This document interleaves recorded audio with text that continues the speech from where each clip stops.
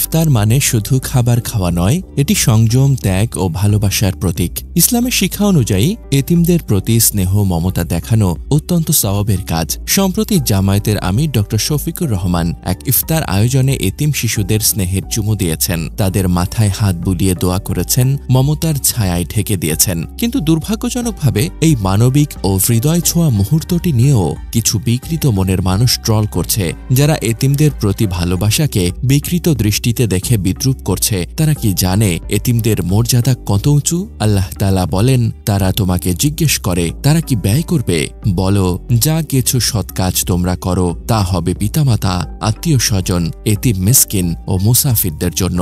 সূরা বাকারা 215। রাসূল সাল্লাল্লাহু আলাইহি ওয়াসাল্লাম বলেছেন, আমি ও এতিমের অভিভাবক জান্নাতে এভাবে থাকব। একথা বলে তিনি তার 2 আঙ্গুল পাশাপাশি রাখলেন। সহিহ বুখারী 5304। অথচ যারা এতিমদের প্রতি ভালোবাসাকে বিকৃতভাবে দেখে ট্রল করছে, তারা নিজেরাই মানসিকভাবে বিকৃত ও মানবিকতা হারিয়েছে।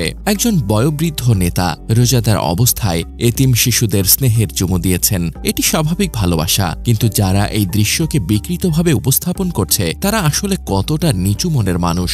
এতিমদের প্রতি ভালোবাসাকে নিয়ে যারা উপহাস করে তারা কি ইসলামের শিক্ষা জানে না? ড শফিকুর রহমান যখন এতিমদের মাথায় হাত রাখছেন, দোয়া করছেন, তখন তিনি নবীজির সুন্নতি পালন করছেন। নবীজির সুন্নত পালন করাই যদি অপরাধ হয়, তাহলে সেই সমাজ কতটা কলুষিত হয়েছে তা সহজেই অনুমেয়।